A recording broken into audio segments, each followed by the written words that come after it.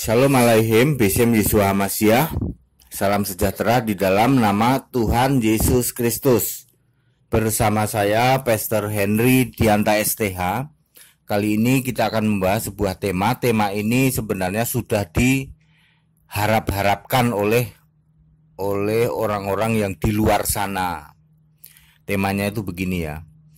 Cara menguji keaslian Alkitab. Ya.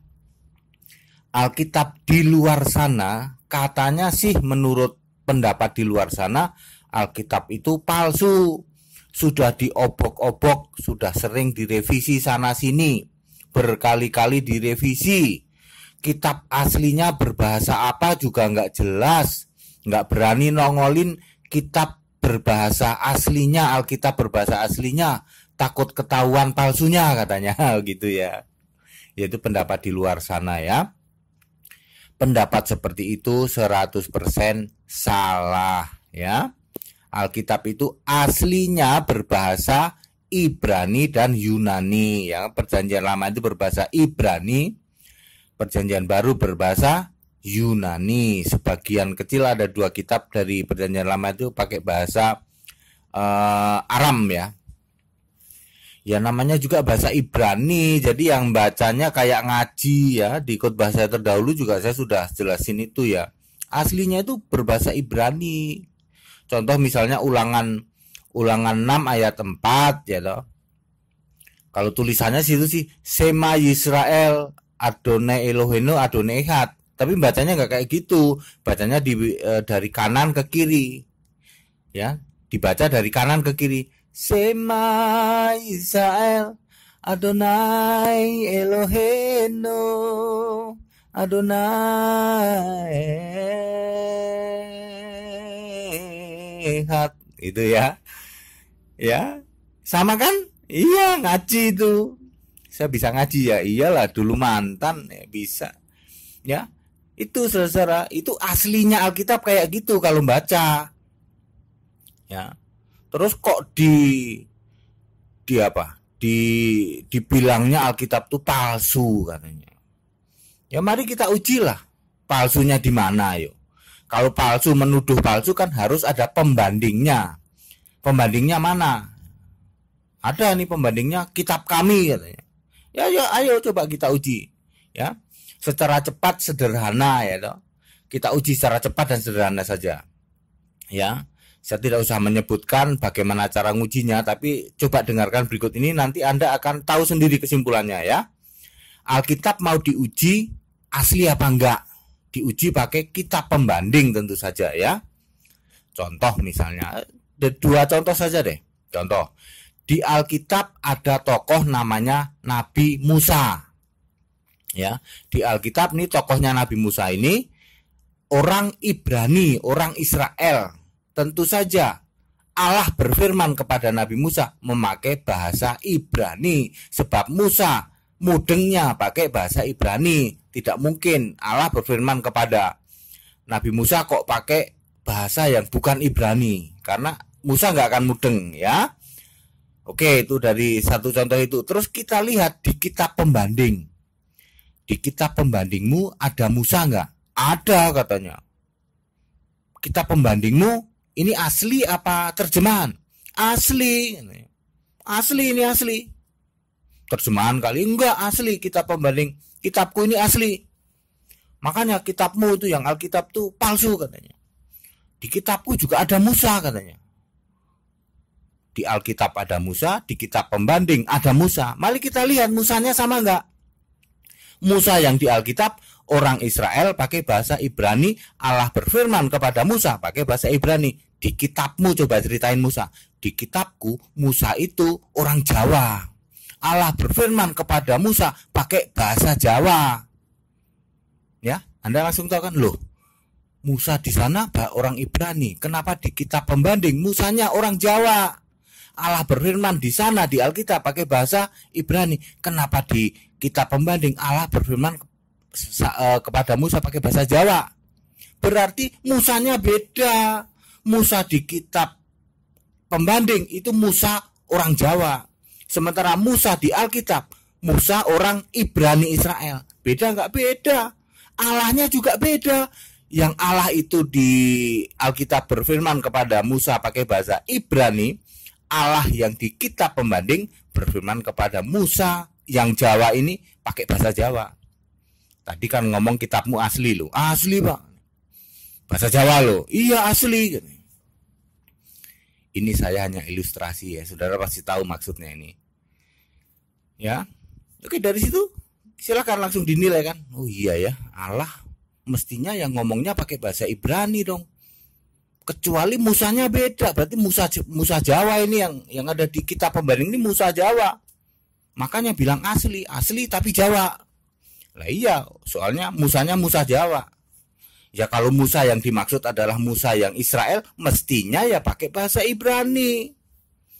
Nah, jadi tidak bisa kok dituduh itu Alkitabmu palsu sebab Musa di tempatmu ngomongnya pakai bahasa Ibrani dan orang Israel.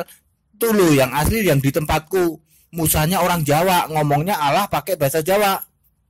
Tidak bisa karena beda. Beda Musanya beda, Allahnya beda. Itu baru soal Musa. Satu contoh lagi kan tadi saya janji 2 ya. Satu contoh lagi Abraham ya. Abraham di di Alkitab itu orang dari Ur Kasdim, berbahasa Aramaik Ibrani Aramaik ya.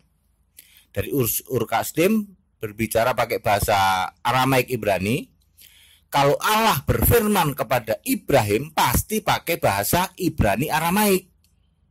Ya.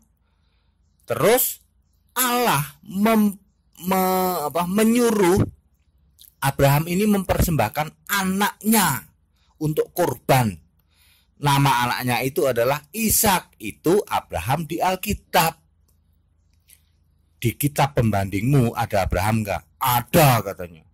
Abraham orang mana? Orang Jawa. Kok orang Jawa? Sebab Allah berfirman kepada Abraham pakai bahasa Jawa.